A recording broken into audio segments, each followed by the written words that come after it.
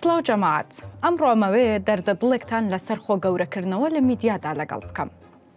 بە ترێندکردن خۆی بەردەوامی خەڵکە لە هەرێمی کوردستان.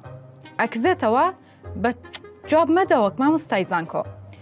ئەمە گوتەی ئەو پیاوە بەتەمەنەیە کە خۆی وەک دکتۆری گیا دەرمانی ناساندووە.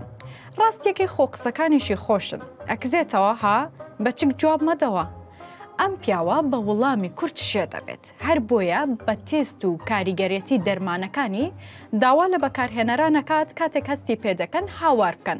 وەڵا ئەوانیش بەس هاوار ناکەن ئیتر ئەمە ئەبێتە خاڵی دەفاعکردنی ئەو پیاوەی کە ئێستا بۆتە ترەندی سۆشیال میدیای کوردی. جا مەقسەدەکەی من ئەمەیە. لەم باشووری کوردستانەیە ترێندبوون باوە. دوکاندار و کاسب و مامۆستا و سایق تەکسی و هەمووی هەڵپەیەتی ببێتە ترند و لە سۆشیال میدیا دەنگ باتەوە. نیەتی و بەڕێزانەی کە شەڕیانە لەسەر ترێندبوون قازانجە. فرۆشی بەرهەمەکانیان و دەوڵەمەندبوونیان، بەڵام هەندێک جار بابەتەکە سەر ئەکات و لە بری ترێندی خێر حاشا دوور لە ڕووجەنابتان خۆیان و تەنیا بنە مەزەی تیکتۆک. ئەمەشیان هەر ترێندا بەڵام بەدیوە خراپەکەیە. بڕوانە تۆ کاتێک کە ئەتەوێت هەر دەرکەویت و خەڵک باستکە ئەبێت بزانیت کوردوتەنی یا هەڕەکەی یا فڕەکەی، واتە یا بە خێر بەسەر تاشکێتەوە یا بە شەڕ. مەسەلەن مامە ڤاندامیش حەزیە کرد وەکو زانا ڕووسیەکە ببێتە ترێندێک کە ڤلادیمیر پوتین بانگی بکە. بەڵام داماوە چی بکات دەڵێ دوعای شەڕی لێکراوە و بۆتە ترێندێک کە ناوەکەی هینی تیکتۆکە. واز بێن کاکە مامە ڤانداممان لێت و ڕۆمەکە نایڵە.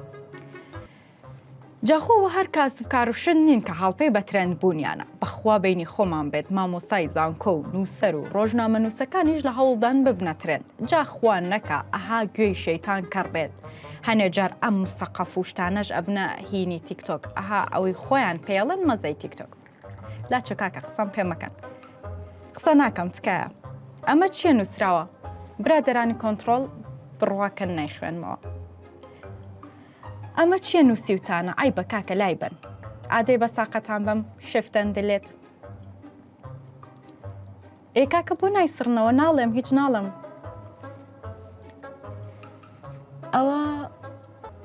ئەوە خۆ نووسراوە قەینا سایق تەکسی بیت و حەست بکەیت ببیتە ترند. نووسراوە قەینا دوکاندار بیت و بچیتە بەر کامێرا و بۆ ساختکردنەوەی بەرهەمەکان. کوڕە نووسراوە قەینا خانە نشینیش بیت و لە ڕقیژن و مناڵەکان شەو بچیتە لایڤی تیکتۆک و ماچ بۆ کچی مەغریبی هەڵبەی بەدزیەوە. بەس وەڵڵا شوورەیە کە تۆ سیاسی و مەکتەب سیاسی بیت. ئەی بە سەرۆکی حزب بیت و لە موتەمەر و مقابلەکان و دیدارە سیاسەیەکانە هەڵس و کەوتی شێتانە بکەی بەس لەبەر ئەوەی تیکتۆکەکەت گەورە بێت و خۆشت ببیتە ترند. کوڕە ئەوانش قەینا. وەڵڵا ماقوڵ نییە لە ئانی بانگەشی ئینتخاباتەکە دەدانە مایک بیەی بە عەرزابی شکێنیتە و ستێجەکە کونکون بکەی بەس لەبەرەوەی خەڵک پێت بڵێن بەخوا سەرۆکێکی سۆعبەت چییە. دانیشن کاکە قسەی زیاترم پێم مەکەن. بەخوا دۆخەکە نەخوازراوە. ئەوە تا لەو سلێمانی حیاتی خۆمانە هەرچی کۆمنتێکیش بنووسە بەدڵی برادەران نەبێ. ئەبێ یەکسەر ڕاپێکی زیندانیەکەن. منیش بەخوا تااقەتی سجن و ئاعتراف و دامپێدانانی سەر تەلەڤیزیۆن وان بە زمانەم نییە. خواتان لەگەڵ.